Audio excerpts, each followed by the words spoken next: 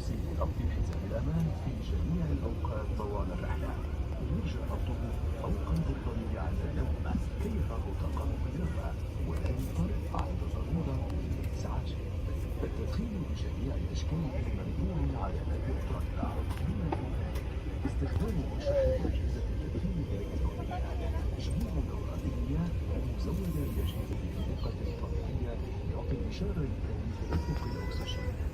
ضع القطعة على وجهك ثم تنفس لتترك الإضاءة الموجودة على طبيعة الثمرات إلى أقرب مخرج. إسلاخ الأحذية بارتكاب العادي وترك جميع الأمتعة في حالة إخلاء الطائرة. توضح بطاقة تعليمات السلامة في جيب المقعد. Your baggage should be securely stowed in the overhead lockers.